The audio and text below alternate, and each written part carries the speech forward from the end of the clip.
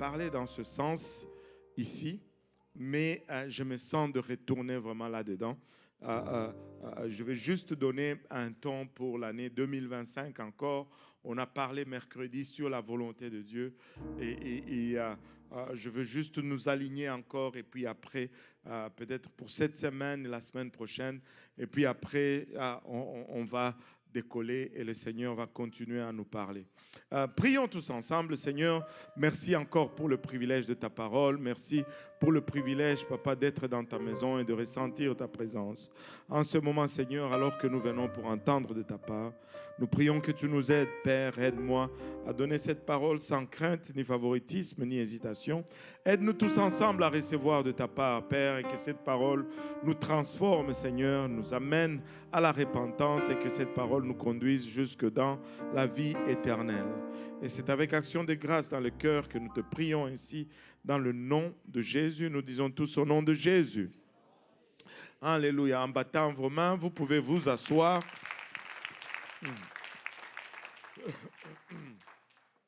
Et aujourd'hui, je vais parler un peu pour un temps. Et je sais que je ne vais pas finir aujourd'hui parce que j'ai beaucoup de pages. Mais on va commencer aujourd'hui, on va finir dimanche prochain. Amen. Et je vais parler un peu sur le retour au fondamental ou le retour aux sources. Nous sommes vraiment positionnés en début de l'an 2025. Le mois de janvier, le mois de prière est fini. Là, on commence février. On a commencé février. On a commencé ça demain, enfin hier. C'est ça, hier c'était le 1er février. On a commencé février hier. Bon, il faut déjà réaliser qu'un mois est déjà passé. Il ne nous reste plus que 11 mois pour l'année 2025. Et nous avons beaucoup de promesses pour 2025 et nous sommes en attente, nous sommes en anticipation. Vous savez, Israël était en attente lorsqu'ils avaient la promesse du Messie. Et ils étaient en anticipation. Et nous sommes dans cette position où nous anticipons ce que le Seigneur va faire pour nous en 2025. Et nous ne voulons pas manquer les promesses du Seigneur. Amen. Et quand quelqu'un t'a promis quelque chose, tu veux que, éventuellement recevoir cette promesse, n'est-ce pas? Je n'aime pas les promesses qui me sont faites, puis je ne reçois pas. Non, ça c'est pas bon. Tu veux recevoir les promesses, n'est-ce pas? Et qui veut recevoir les promesses de Dieu dans 2025? Et vous allez réaliser également que pour recevoir les promesses de 2025, il faut s'aligner, il faut se positionner. Tu ne peux pas juste te mettre n'importe comment et puis espérer que les promesses vont te tomber sur la tête. Non, non, non. Tu veux te positionner pour recevoir de la part de Dieu. Tu veux t'aligner pour que tu puisses vraiment recevoir. Et pour cela, je me suis dit, on va retourner un peu au fondamental. On va retourner à ce qui est basique, ce qui est fondamental. Il y a un livre écrit par un certain Robert, je vais dire d'abord son nom en français et puis je le dirai en anglais. Il s'appelle Robert Fulghum. Je pense qu'en anglais, c'est Robert Fulghum ou quelque chose comme ça. Est-ce qu'il y a quelqu'un qui a déjà entendu parler de cet auteur? C'est un auteur américain. Il n'y a que elle. Je doute un peu. Alléluia. Mais il s'appelle Robert Fulghum. Il a écrit un livre intitulé All I Really Need to Know, I Learned in Kindergarten. Que tout ce que j'ai vraiment besoin de savoir, je l'ai appris à l'école maternelle. Là, je peux voir dans vos regards un peu de l'incrédulité. Tu dis, mais voyons, à l'école maternelle, sincèrement, qu'est-ce qu'on a même appris à l'école maternelle? Mais tout ce qu'on a vraiment besoin de savoir, tout ce dont on a vraiment besoin, on l'a appris à l'école maternelle. Et je vois que je me suis fait reprocher à l'Église de l'Est, parce qu'à l'Église de l'Est, j'ai dit, je vois qu'il y a plusieurs réfugiés ici. Ils ont dit, non, nous ne sommes pas des réfugiés, nous sommes des immigrants. J'ai dit, bon, c'est juste une étape D'abord, tu es réfugié, après, tu deviens immigrant. Je ne sais pas pour vous, mais moi, je suis venu comme un réfugié. Alléluia. Et il n'y a pas de mal à cela. Bon, on va dire que nous sommes la plupart. Est-ce qu'il y en a qui sont nés au Canada ici? Si vous êtes nés au Canada, levez votre bras. Alléluia. 1, 2, 3, 4, 5, 6, 7, 8. Qui sont nés au Canada? 9. Tu sais, à part le bébé, dans le 9, là, déjà, il y a même des bébés. Ça, c'est vraiment une église des réfugiés. Et c'est correct. Amen. Alléluia. Et bon, on va dire que c'est une église des immigrants. Amen. Voilà, une église des immigrants. Alléluia. Et dans nos pays, l'école maternelle ici, c'est un peu différent. C'est un peu différent. Je ne sais pas si vous vous rappelez quand vous êtes allé à l'école maternelle.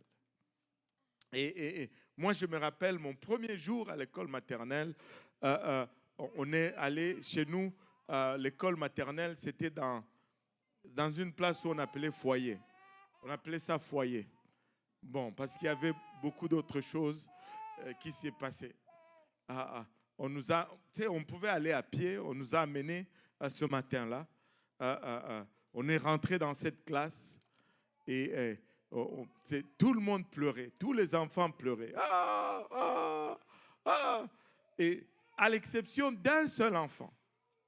C'était un petit métis qui s'appelait Kikontwe. Je me rappelle même de son nom. Kikontwe. Et mon grand frère a secoué la tête parce que ils étaient sur la rue Basilique. Là, et Kikontwe. Lui, il ne pleurait pas. Maintenant, la maîtresse nous a calmés et on était calme, mais pour une raison, je ne me rappelle pas, elle est sortie de la classe. Maintenant, de tous les enfants, il y avait un enfant qui avait amené une pomme. Quand même, une pomme chez nous, c'est rare. Allô? C'est une mangue, ok, c'est normal, mais une pomme, c'est rare.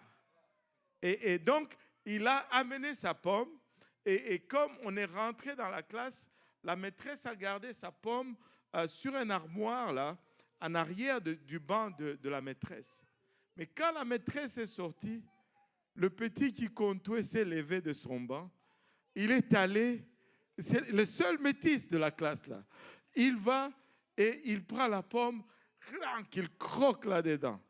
Et là, le propriétaire de la pomme, il a commencé à pleurer. Et quand il a commencé à pleurer, nous tous, nous avons encore commencé à pleurer. C'était l'école maternelle pour moi, là. Et on pleurait beaucoup.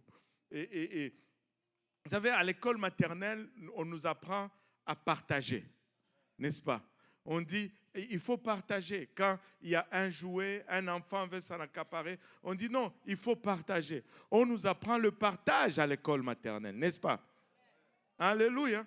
Je vois maintenant le regard qui était incrédule commence à me rejoindre. On apprend le partage à l'école maternelle. Amen. Il faut partager. À l'école maternelle, on apprend à jouer avec honnêteté. Il ne faut pas tricher, n'est-ce pas? Ceux qui travaillent dans les garderies sont en train de réaliser. Non, non, non. Là, tu triches. Et si il y a un enfant qui observe, madame, lui, il triche ou elle triche. Parce qu'on nous apprend à jouer selon les règles. On nous apprend à jouer droitement. Amen. On apprend cela à l'école maternelle. Et à l'école maternelle, on nous apprend à ne pas frapper les gens. Il ne faut pas frapper, il ne faut pas taper. On ne nous a pas appris ça à l'université. On nous a appris ça à l'école maternelle. Amen. Alléluia. À l'école maternelle, on nous a appris à remettre les choses à leur place. Après avoir joué, si on a sorti les bacs, on a sorti les jouets, on a joué, et puis avant la fin, on dit, on ramasse, mais on nous apprend à ranger à l'école maternelle. Ce n'est pas à l'université, c'est à l'école maternelle qu'on nous a appris à remettre les choses à leur place après les avoir utilisées, à se ramasser. On va dire, on va se ramasser, comme on dit ici chez nous. On va se ramasser, alléluia, à nettoyer après nous. C'est à l'école primaire, plutôt à l'école maternelle, qu'on nous apprend à ne pas prendre ce qui ne nous appartient pas. Si un enfant est venu avec une collation, ben, on ne peut pas juste le prendre. On va dire non, non, non, ce n'est pas à toi, c'est la collation je ne sais pas moi, à Jean-Guy ou à Bouchard, ce n'est pas à toi. Et on nous apprend à ne pas prendre ce qui ne nous appartient pas à l'école maternelle. C'est à l'école maternelle aussi, voyez celle-ci. On nous apprend à dire pardon ou à dire désolé. Et tu sais, quand on s'est bousculé ou on a mal parlé, tu vas lui dire pardon. Oh Seigneur, ça c'est la plus difficile. Tu vas dire pardon. Les enfants, ils n'aiment pas dire pardon. Ils le savent que quand tu sais, l'orgueil est inné en nous. Allô? Dire pardon, c'est s'humilier. Mais là, 2 ans, 3 ans, dis pardon. Waouh! C'est à l'école maternelle qu'on nous apprend à laver les mains. On va se laver les mains. Après le parc, on va se laver les mains. Tout ça, on a appris à l'école maternelle. Tu sais, c'est même à l'école maternelle qu'on nous apprend à tirer la chasse. Guy est allé à la toilette, il n'a pas tiré la chasse, madame. Et Guy, il faut tirer la chasse. J'espère qu'il n'y a pas de Guy ici. Alléluia. Ce n'est pas du tout visé. J'essaie de prendre un nom qui n'est pas ici. Amen. Alléluia. Et Guy va apprendre à tirer la chasse. C'est à l'école maternelle qu'on apprend à cela. Tu sais, on a appris à faire une sieste à l'école maternelle. Et même, on a appris à apprécier à l'école maternelle. Vous voyez cette maîtresse qui est là, qui montre un dessin à un enfant. Et il dit, waouh, tu as vu, c'est beau, hein? Et l'enfant regarde et dit, waouh. On apprend l'appréciation à l'école maternelle. Vous savez, ce n'est pas à l'université qu'on a appris ces choses. Et si on mettait en pratique tout ce qu'on a appris à l'école maternelle, on ne va pas faire des excès de vitesse sur la route. Allô? On ne va pas prendre le lunch de quelqu'un dans le frigo de l'église.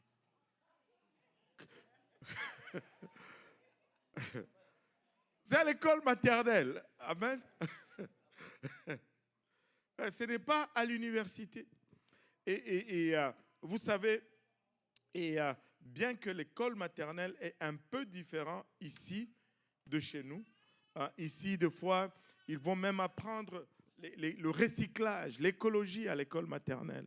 Moi, je ne suis pas du tout recyclage, je ne suis pas du tout écologie. J'ai grandi, je suis déjà vieux quand ces choses sont venues. Et là, c'était la guerre avec les enfants à la maison.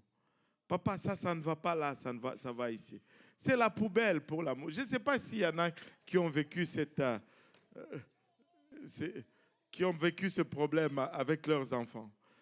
Pardonnez-moi si je vous ai offensé, mais je ne suis pas recyclage. Je me force, mais mes instincts sont toujours supérieurs encore. Vous savez, je pouvais, tu sais, quand je regarde le titre de ces messages, on a dit retour au fondamental, ou ce qui est fondamental, c'est la Bible, pas la Bible, mais les dictionnaires disent que ce sont des principes, définissent cela comme étant des principes de base. Mais en général, les principes de base sont simples. Amen. Les principes de base sont simples.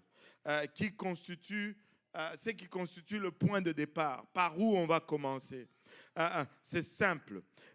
Regardez une admonition du Seigneur ici dans le livre de Deutéronome chapitre 30.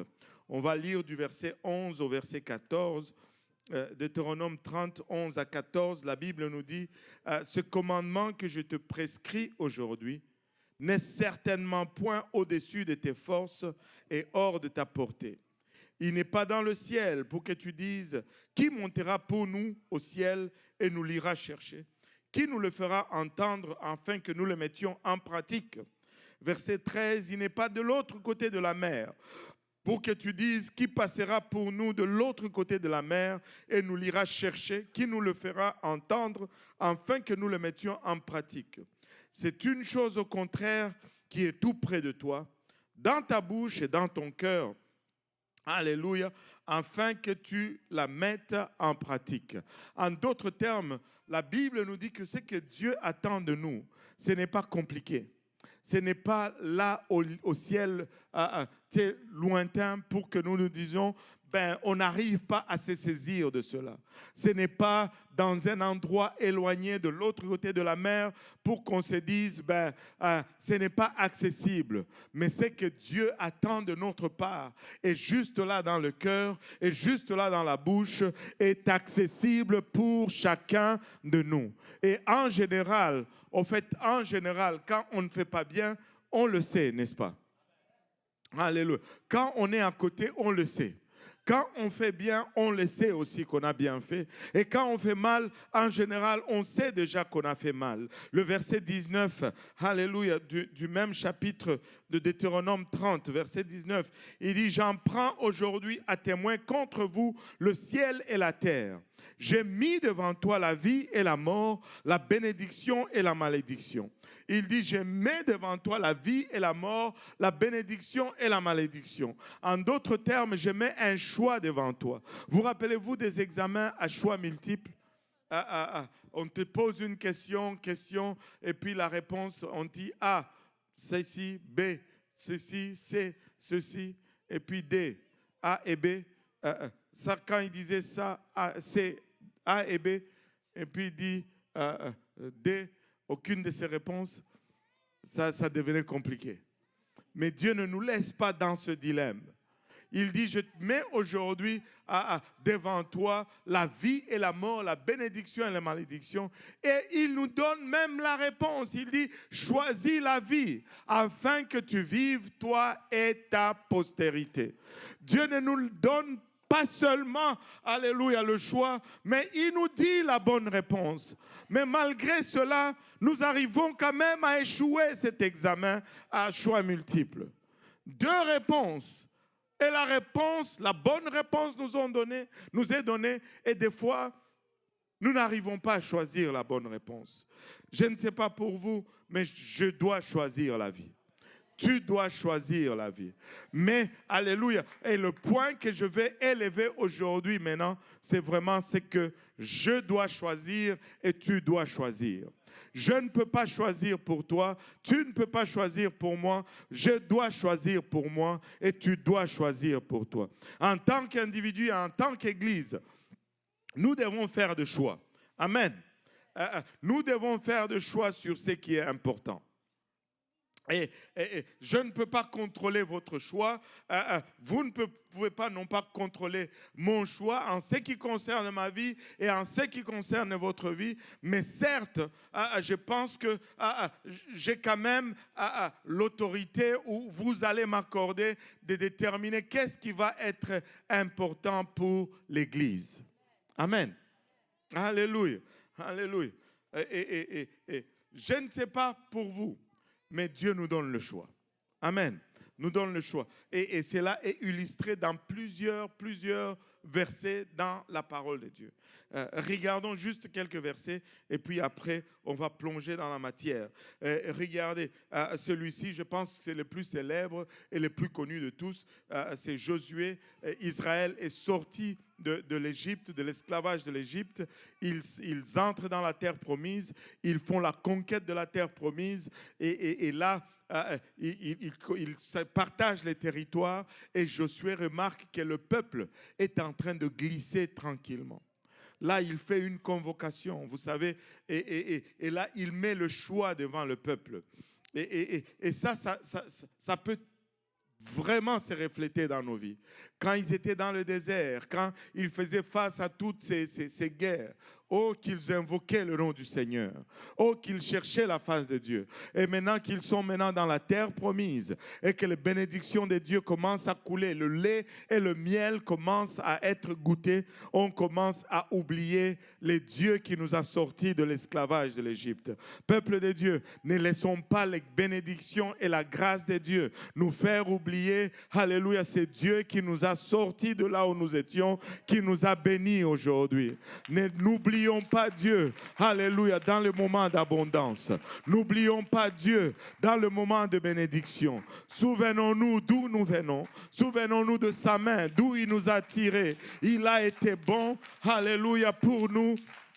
Et nous n'allons pas l'oublier. Josué convoque ainsi le peuple dans le livre de Josué 24. Et au 15e verset, il leur dit, et si vous ne trouvez pas bon, Josué 24, verset 15, et si vous ne trouvez pas bon de servir l'Éternel, choisissez aujourd'hui qui vous allez servir, ou les dieux que servaient vos pères au-delà du fleuve, ou les dieux des Amoréens dans le pays dans lequel vous habitez, moi et ma maison, nous servirons l'Éternel. Moi et ma maison, nous servirons l'Éternel. En d'autres termes, Josué dit, je vais faire le choix pour moi. Je vais faire le choix pour ma maison. Mais pour vous, je ne sais pas. Je ne peux pas faire le choix pour vous. Mais vous devez choisir. Vous devez choisir. Alléluia. Et remarquez qu'est-ce qu'il dit. Moi et ma maison, nous servirons l'Éternel. J'aime cela. Moi et ma maison, nous servirons l'Éternel. Si tu vis chez moi, ça m'est égal si tu as 15 ans ou 35 ans, tu vas servir l'Éternel. Si tu ne sers pas l'Éternel, tu dois payer un loyer quelque part. Parce que moi et ma maison, nous servirons l'Éternel. Nous servirons l'Éternel. Si je paye le loyer, je paye l'hypothèque, tu vas venir à l'église. Si tu ne viens pas à l'église, tu vas choisir une autre maison où aller vivre. Parce que moi et ma maison, nous allons servir l'Éternel. Nous allons servir l'Éternel. Tu as 40 ans, tu as 50 ans, tu vis chez moi, tu vas venir à l'église avec moi dimanche 2 fois par dimanche. Tu vas faire 2 services le dimanche. Tu vas faire un service le mercredi. Tu vas venir à la réunion de prière. Je sais que c'est un rythme des fois que les gens n'arrivent pas à suivre. Mais moi et ma maison, nous servirons l'Éternel. Alléluia. Josué dit, choisissez pour vous. Mais vous n'allez pas choisir pour moi. Moi, je vais choisir pour moi et vous, vous allez choisir pour vous. Laissez-moi vous dire, c'est un choix non seulement stupide, mais dangereux que de vivre dans cette société sans Dieu. Si tu veux bâtir sans Dieu, ça ne va aller nulle part. Le monde est extrême dans la méchanceté. Ça prend Dieu, frères et sœurs. Ça prend l'Éternel au centre de nos projets. Ça prend l'Éternel dans tout ce que nous pensons ou entreprenons. Vous savez, à plusieurs places, je peux regarder Psaume 5, verset 8. Psaume 5, verset 8. Ça, c'est David qui dit, mais moi, encore une fois, moi, le choix. Nous allons être appelés à faire le choix. Il dit, mais moi, par ta grande miséricorde, je vais à ta maison. Alléluia. Je me prosterne dans ton Saint-Temple avec crainte. Laisse-moi te dire ceci. David a dit, je ne sais pas où vous allez aller dimanche. Et oui, certes, il fait moins 25 dehors, mais moi, je vais aller à ta maison. Et je rends grâce à Dieu qu'il y a des gens qui sont un peu fous pour le Seigneur. Même à moins 25, vous savez, vous allez aller à des places où il fait moins 10. On ferme l'école, tout est férié. Mais alléluia, nous allons venir à l'église. Nous allons venir à la maison de Dieu. David dit, moi je vais aller à la maison de Dieu. Et, peu importe ce que toi tu vas décider, mais moi je décide d'aller à la maison de Dieu. le choix. Nous allons devoir choisir. Et David était dans les troubles. Psaume 55. On va regarder le verset 17. Il dit, et moi, alléluia, dans le trouble, et moi, je crierai à Dieu et l'Éternel me sauvera. Je ne sais pas qui est-ce que tu vas appeler quand tu seras dans le trouble, mais je choisis d'appeler l'Éternel. C'est un choix. J'ai choisi d'invoquer le nom de l'Éternel. Le soir, le matin et à midi, je soupire et je gémis, et il entendra ma voix. Le soir, le matin et à midi. Peuple de Dieu, nous devons prier le soir, le matin et à midi. Et regardez, ce n'est pas un hasard que c'est écrit comme ça. Il a commencé le soir. Alléluia. Il a commencé le soir. Comme c'est écrit dans le Genèse. Il eut un soir et il eut un matin. Parce qu'avec Dieu, on finit toujours mieux qu'on a commencé. Oh, je veux servir Dieu. Je veux vivre pour Dieu. Ça commençait le soir, mais quand ça va finir, il y aura la lumière. Quand ça commençait, c'était peut-être dur, mais à la fin, alléluia, on va sortir au-dessus. Ça va être mieux. Alléluia. Servons Dieu et prions Dieu tout. Oh Seigneur, en 2025, nous devons prier, Église. Nous devons prier, nous devons chercher la face de Dieu. Nous devons nous aligner avec sa parole. Peu importe ce que tu veux entreprendre en 2025, mets Dieu d'abord. Fais de Dieu ta priorité. Fais de Dieu ta priorité. Je leur ai dit encore, fais de Dieu ta priorité pour que tu puisses réussir dans ce que tu entreprends. Alléluia. Et il dit, on peut regarder Psaume 73.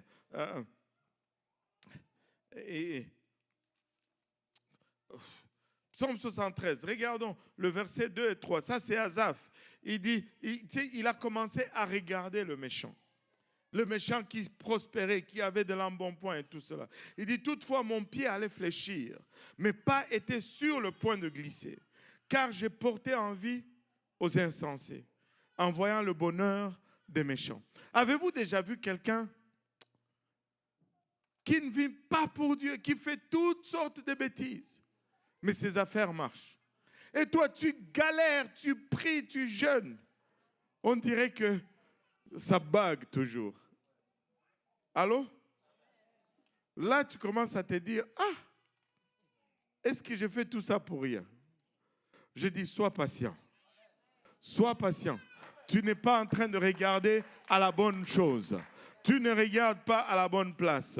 Il dit, quand il a essayé de réfléchir, de méditer là-dessus, c'est devenu encore plus compliqué. Mais regardez ceci, il dit au verset 16, quand j'ai réfléchi, voilà, quand j'ai réfléchi là-dessus pour m'éclairer, la difficulté fut grande. Ce n'est pas en réfléchissant plus sur cela que ça va être clair.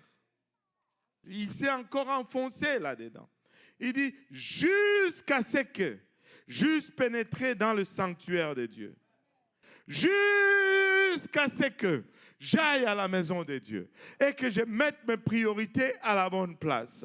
Alléluia. Et que j'eusse pris garde au sort final des méchants. Laissez-moi vous dire, alléluia, le bonheur des méchants, c'est pour un temps. Alléluia. C'est seulement pour un temps. Après, ça s'évapore. Mais celui qui se confie à l'Éternel ne sera jamais confus. Ne sera jamais confus. Et nous avons le choix. Le Seigneur nous donne à tous le choix. Et vous avez le choix. J'ai le choix pour ma vie. Vous avez le choix pour vos vies. Alléluia. Alléluia. Et personne ne peut contrôler ce que vous faites à ce sujet-là. Mais voici quelques fondements ou quelques fondamentales sur lesquels repose notre foi, quelques fondamentales sur lesquelles repose notre Église. Et ce sont ces choses-là qu'on veut marteler pour ne pas passer à côté en 2025. Hein? Voici ce qu'on va prendre comme base en 2025 pour l'Église. Amen. Ephésiens 4, versets 4 à 6. Éphésiens 4, versets 4 à 6. Paul écrit ici, il dit, il y a un seul corps, un seul esprit, comme aussi vous avez été appelés à une seule espérance par votre vocation. Et il y a un seul Seigneur, une seule foi, un seul baptême, un seul Dieu et Père de tous, qui est au-dessus de tous et parmi tous et en tous. Est-ce que tout le monde peut dire un seul corps? Est-ce qu'on peut dire un seul esprit? Une seule espérance, un seul Seigneur, une seule foi, un seul baptême, un seul Dieu. Alléluia, c'est ça qui va être les fondements de notre Église. En 2025, nous allons bâtir sur ceci. Je ne suis pas en train de dire qu'on a bâti sur autre chose, les autres mots. Non, non, je veux juste nous rappeler, je veux juste que nous retournons à la base, que nous retournons au fondement, que nous retournons aux choses simples, aux choses fondamentales, afin que nous puissions permettre à Dieu de faire ce qu'il a envie de faire avec nous. Alléluia. Je vais juste regarder un seul principe aujourd'hui et après, parce que le temps est vraiment notre ennemi, après on va prier. Mais le dimanche prochain, on va regarder les autres points. Amen. Alléluia. On va tous être là dimanche, n'est-ce pas? Alléluia. Le frère Yannick, il est où? Frère Yannick, fais-nous une capture de...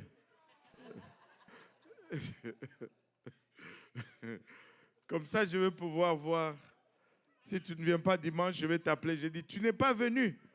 Bon, assis-toi, sors ta Bible. On va faire le service. Alléluia. Parce que je ne veux pas que tu manques cela. Amen. Je veux qu'on soit tous à la même page et qu'on puisse travailler bien ensemble de la même façon en poussant dans la même direction. Amen. Alléluia. Regardez, il dit un seul corps. Que tout le monde dise un seul corps. Un seul corps parle de l'unité. Jean 17, verset 21. Jean 17, verset 21 nous dit ceci, afin que tous soient un. Dieu veut que nous soyons un. Afin que tous soient un, comme toi, Père, tu es en moi et que moi, je suis en toi, afin que eux aussi soient un en nous, pour que le monde croie que tu m'as envoyé. Waouh! Ça, c'était la requête de prière du Seigneur Jésus-Christ. Tu sais, des fois, nous prions et quand nous prions, nous nous attendons que Dieu va exaucer notre requête de prière, n'est-ce pas? Mais là, c'est le Seigneur Jésus qui prie.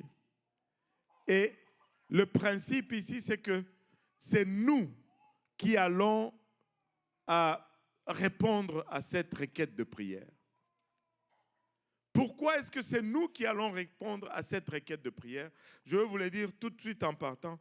Parce que l'unité, c'est nous qui allons produire l'unité. L'unité n'est pas un esprit. On ne prie pas pour l'unité, on se sacrifie pour l'unité. On paye pour l'unité. Si l'unité va être réalisée, ça va être à un prix. L'unité va te coûter et l'unité va me coûter. Amen. Il y a un prix à payer pour l'unité. Et ça, c'est une requête que ce n'est pas Dieu qui va l'accomplir, c'est nous qui allons l'accomplir. Mais comment est-ce qu'on va atteindre l'unité? C'est quand on met nos préférences de côté pour le bien de tout le monde. Quand on oublie nos préférences, je vais utiliser le même mot pour être gentil, on oublie nos préférences pour que nous allions tous dans la même direction. Amen. Nous n'allons jamais être d'accord sur tout, mais nous pouvons être réunis en tout. Amen. Alléluia. C'est la prière, la requête de prière du Seigneur Jésus-Christ. Et il l'a fait vers la fin de son ministère. Et c'est la seule prière à laquelle l'Église peut répondre. Et ça, c'est le plus grand pouvoir que Dieu nous donne, c'est l'unité. L'unité est puissante. L'unité est très, très puissante. Je vais vous ramener dans le livre de Genèse. Alors qu'ils sont sortis de l'arche de Noé, après que Dieu venait à peine de détruire la terre, ils avaient la même langue, ils avaient le même mot. Ils se sont donné un projet de construire une tour qui va atteindre jusque le ciel. Et tu sais, humainement parlant, on allait se dire c'est impossible, n'est-ce pas? Mais Dieu regarde, il dit, ben voilà, le peuple forme un seul peuple, ils ont la même langue, ils ont le même mot, et voici ce qu'ils ont entrepris de faire, et rien ne va les empêcher, alléluia, d'accomplir ce qu'ils se sont décidés de faire. Et voici, je vais descendre, je vais les confondre, afin que leur projet ne se réalise pas. Dieu a dit, même s'ils ne sont pas dans ma volonté, mais parce qu'ils sont unis, ils vont réaliser leur projet. Peuple de Dieu, combien d'avantages nous, en essayant de suivre à la lettre la volonté de Dieu, si nous nous mettons ensemble, combien d'avantages nous allons réaliser pour Dieu. Un chasse 1000, deux chasse 10 000. Mais combien vont chasser 300? Je ne sais pas, je ne suis pas assez bon en maths pour arriver à cela. Mais si nous venons ensemble en unité, nous allons réaliser tout ce que Dieu a promis, a écrit sur nous. Et rien ne sera impossible, alléluia, pour nous. Rien ne sera impossible, alléluia, pour nous. Église, nous pouvons gagner la ville de Montréal. Nous pouvons convertir le Québec. Si seulement nous nous accordons à travailler en unité. Alléluia. Et tu dis, pasteur, mais qu'en est-il de la prière? Oh, je sais que la prière est puissante et que nous devons prier. Pas de prière, pas de puissance. Mais qu'en est-il de la prière en unité? La prière en unité est toujours plus puissante que la prière en désunité. Si nous sommes unis et que nous prions, nous allons aller plus loin que lorsque nous sommes chacun dans son coin. Oh, celui-ci a fait ceci, celui-ci.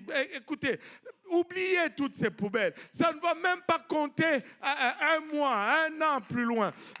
Mettons-nous ensemble et faisons l'œuvre de Dieu. Ils n'ont pas chanté ma chanson préférée. C'est pas grave. Écoute, l'adoration c'est bon. Mais quand nous adorons en unité, ça va plus loin. On ressent la présence de Dieu. Dieu bouge au milieu de nous. Il y a quelqu'un qui a reçu les dons du Saint-Esprit juste dans l'adoration aujourd'hui. Quand nous venons ensemble, alléluia, on ne peut pas décrire ce que Dieu peut accomplir avec nous. Mettons nos préférences de côté. Alléluia. Soyons unis et voyons la main de Dieu œuvrer puissamment au milieu de nous. Et si nous allons voir ce que Dieu a en réserve pour nous, nous allons travailler comme un. Nous allons être en unité. Qu'il chante ma chanson préférée ou qu'il ne la chante pas, ça m'est égal. Qu'il chante, qu'il disent, ça m'est égal. Qu'on le fasse de cette façon ou de cette autre façon, ça m'est égal. Je veux juste prendre part dans ce que Dieu est en train de faire. Je vais oublier mes préférences. Je vais mettre mes préférences de côté. Alléluia, afin que nous puissions avoir l'unité. Vous savez, l'orgueil nous tue. L'orgueil nous tue. L'orgueil nous tue. Et l'orgueil, c'est le premier ennemi de l'unité. Pourquoi est-ce qu'on va le faire comme elle? Moi aussi, je peux faire ça. Pourquoi est-ce qu'on va le faire comme lui? Moi aussi, d'ailleurs, je peux chanter mieux que papa, maman. Travaillons seulement. Amen. Ton tour viendra si Dieu le veut. Mais pour le moment, mets ton épaule au char. Poussons tous ensemble dans la même direction. Allons. Wow! Seigneur Jésus, nous avons des familles à sauver. Nous avons une ville à gagner. Il y a des gens qui vont en enfer à grande vitesse. On n'a pas le temps à gaspiller dans les préférences. Faisons cela. Non!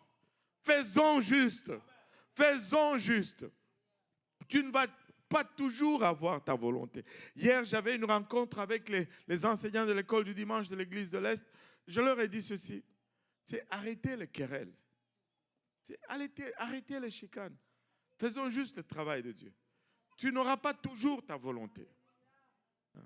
Je leur ai dit, même moi, le pasteur de l'église, ce n'est pas toujours ce que je veux que vous faites à l'église.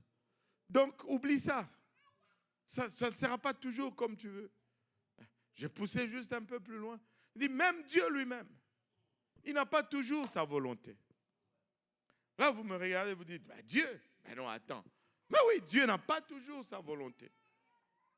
C'est la volonté de Dieu que nul ne périsse, mais que tous parviennent à la repentance. Est-ce que tous se repentent? Non. Dieu n'a pas sa volonté. Donc, nous sommes loin d'être Dieu. Nous pouvons humblement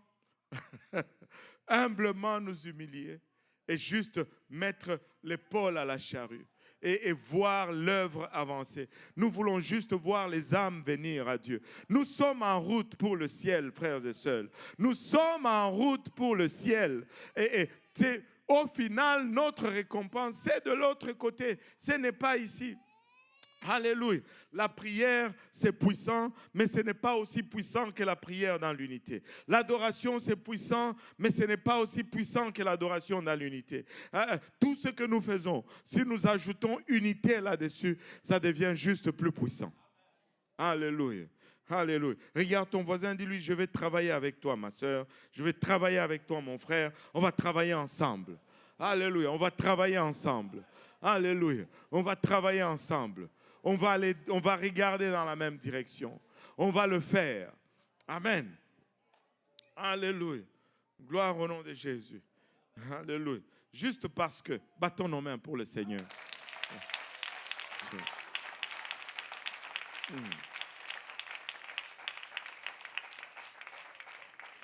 Vous savez, nous avons, on va regarder les autres points par la suite, le dimanche prochain. Je vous dis, ça va nous aider en 2025. Mais vous savez, Dieu, il n'y a que deux raisons. Il n'y a que deux raisons qui peuvent justifier que tu sois encore vivant aujourd'hui. Deux raisons, pas plus. Dieu ne te garde pas en vie pour que tu sois plus riche ou que... Non. Deux raisons. La première raison pourquoi Dieu va te garder en vie, c'est parce que tu n'es pas encore sauvé et que tu as besoin d'être sauvé. La deuxième raison pourquoi Dieu va te garder en vie, c'est que si tu es sauvé, que tu aides à atteindre quelqu'un d'autre, que Dieu aime autant qu'il t'aime pour que lui aussi soit sauvé. Ce sont là les deux seules raisons pourquoi nous vivons. Pour recevoir l'évangile et pour partager l'évangile. Toutes les autres choses sont accessorielles et temporaires. Si tu as déjà reçu l'évangile, c'est que Dieu veut que tu l'apportes à quelqu'un d'autre. Et c'est quoi l'évangile? L'évangile, c'est la mort, l'ensevelissement et la résurrection de Jésus-Christ. Vous savez, au début, Dieu nous a créés. Il nous a créés tous.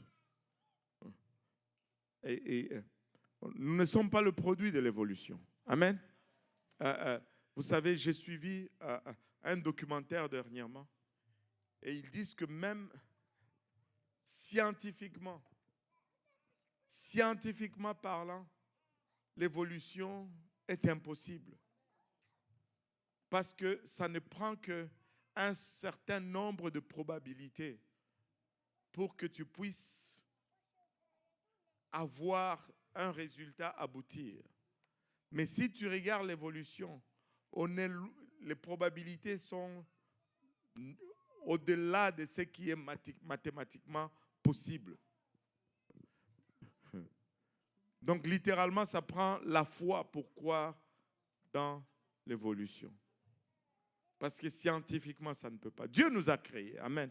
Il nous a créés. Alléluia. Il nous aimait. Il a placé Adam et Ève dans le jardin d'Éden. Mais c'est juste un seul commandement, ils ont échoué. Que Dieu nous aide aujourd'hui. Il y en a plusieurs.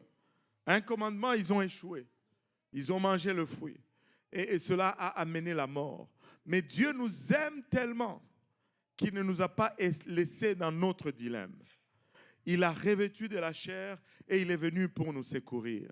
En allant à cette croix, il est mort à notre place pour payer le prix de notre pénalité. Il n'est pas seulement mort, il a été enseveli et 3 jours après, il est ressuscité.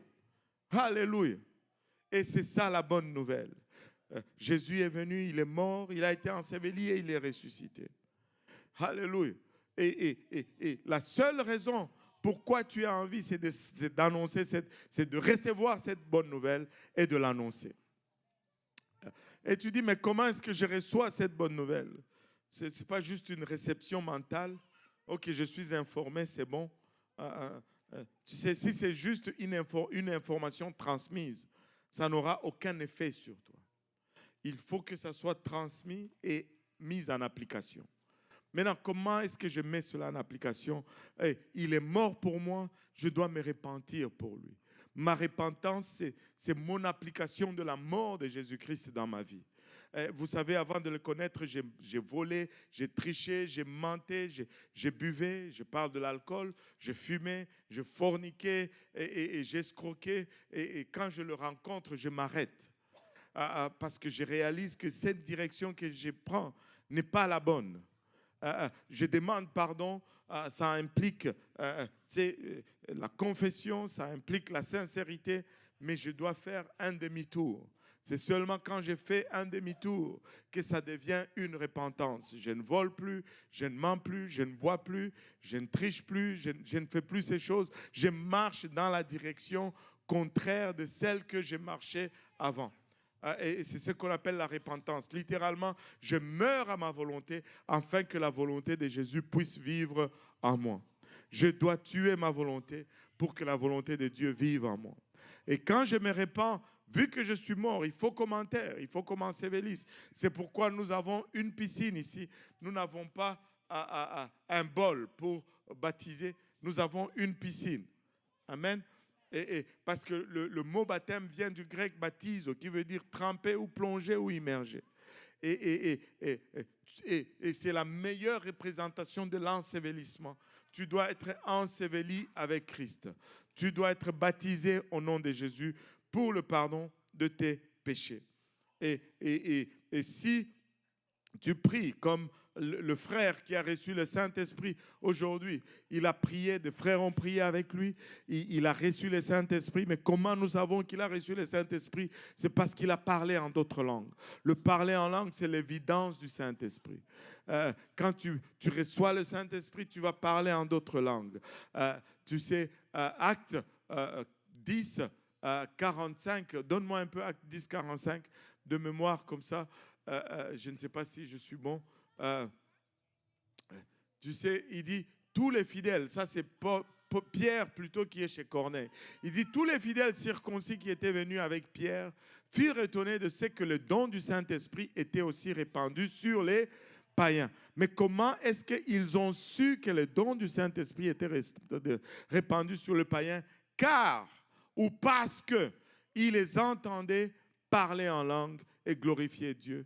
Alors Pierre leur dit, peut-on refuser l'eau du baptême à ceux qui ont reçu le Saint-Esprit tout comme nous? Ces gens-là se sont fait baptiser.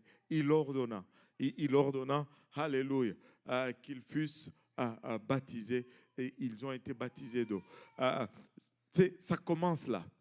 Ça, c'est là que ça commence. Si tu n'es pas encore baptisé, tu dois être baptisé au nom de Jésus. Et tu dois te repentir de tes péchés. Si tu n'es pas encore rempli du Saint-Esprit, tu dois rechercher le don du Saint-Esprit qui vient avec l'évidence, qui est évidencé par le parler en langue. Alléluia. Et c'est ça la bonne nouvelle. C'est la raison pourquoi tu es en vie aujourd'hui. C'est la raison pourquoi tu vis aujourd'hui. Ou pour recevoir l'évangile, ou pour favoriser quelqu'un d'autre à la réception de l'évangile. On va s'élever tous ensemble. La semaine prochaine, on va voir un seul esprit, une seule espérance, un seul Seigneur, une seule foi, un seul baptême et un seul Dieu. Amen. Mais alléluia. Aujourd'hui, est-ce qu'on peut, il nous reste 5 minutes, si on peut bouger rapidement, est-ce qu'on peut venir en avant, même pour 3 minutes, juste prendre un engagement avec le Seigneur. Seigneur, je veux m'engager à choisir. Je veux m'engager à choisir, papa. Je veux m'engager à travailler dans l'unité. Je veux m'engager à pousser dans la direction qui nous est donnée. Je veux voir ta gloire. Je ne veux pas être juste un contemplateur. Je veux être un participant dans ton œuvre. Je veux le vivre, je veux le voir, Seigneur. Alléluia. C'est un privilège que de travailler dans le royaume. C'est un privilège que de travailler dans la vigne du Seigneur. Mais je vais prendre un engagement avec toi, Seigneur. Alléluia. Je vais marcher dans la droiture. Je veux voir ta gloire. Nous avons des grandes promesses pour 2025. Alléluia. Mais nous devons nous aligner pour que nous puissions voir ces promesses se réaliser. Je veux voir ces promesses se réaliser. Je veux le vivre. Je ne veux pas juste, alléluia, en entendre parler. Je ne veux pas juste être, comme cela a été mentionné, cet homme sur qui le roi s'appuyait. Mais je veux le voir. Alléluia. Je veux mettre mon orgueil de côté. Je veux l'abandonner à cet autel aujourd'hui, Seigneur, parce que je veux faire partir de ton œuvre. Je veux faire partir de ton œuvre. Alléluia. Église, si on peut élever nos voix et parler au Seigneur. Si on peut élever nos voix, juste, alléluia. Il nous reste juste 2 minutes. Parlons au Seigneur pour un moment. Nous avons besoin de toi, Seigneur. Nous avons besoin de toi, Papa. Hiramaya ketarayait. Koromaya itaraba oloboyo sandaraba kele amasata. Alléluia, je vais choisir aujourd'hui. Pour moi et ma maison, ilabashata. Alléluia, iramaya itaraba oloboyo sanda. Pour nous, Église de Saint-Laurent, pour nous, services francophones, nous allons choisir de travailler en unité. Alléluia. Ensemble, nous allons voir la gloire de Dieu. Ensemble, nous allons unir nos efforts et nous allons pousser, Papa, dans la direction qui nous est donnée, Seigneur. Et nous allons voir ta gloire, Papa, éclater sur nous, Père. Nous voulons voir nos familles, Père, venir à toi. Nous voulons voir nos collègues de travail, nos voisins, Seigneur. Et nous réalisons, Papa, que nous voulons avoir, des choses qui sont fondamentales, Seigneur. Oh, Papa,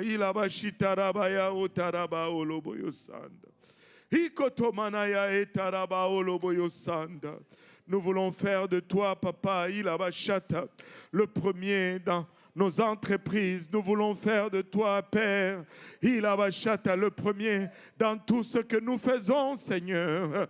Haramaya kitaraya etaraba oloboyo sanda. Ikotomanaya itaraba oloboyo sanda. Maekataraya itaraba oloboyo shitamanaya eta.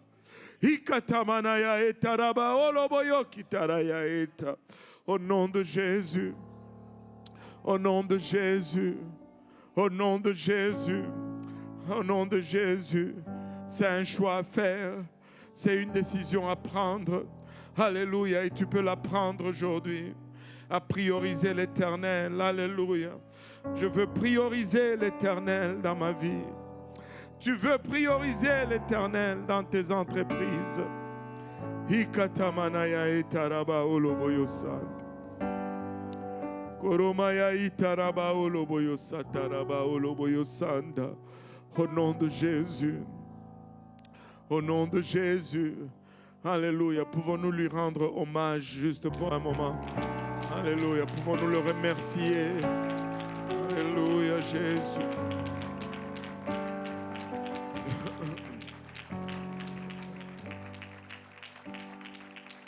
Alléluia, Seigneur. Alléluia, Seigneur. Alléluia. Nous voulons revisiter juste ce qui est fondamental. Amen. Que le Seigneur vous bénisse. Que le Seigneur vous prospère à tous égards. Qu'il vous garde. Qu'il se souvienne de vos familles. Qu'il se souvienne de vos enfants. Qu'il se souvienne de vos parents. Amen. Alléluia. Serrez la main de votre voisin et dites-lui, nous allons travailler ensemble. Nous allons travailler ensemble. Alléluia. Et on va céder le sanctuaire au service espagnol. Amen. Si vous êtes là et que vous n'êtes pas encore baptisé au nom de Jésus, nous avons l'eau, nous avons des vêtements de réchange, nous avons des serviettes. Ça ne prend que votre obéissance. Ça ne prend que votre obéissance.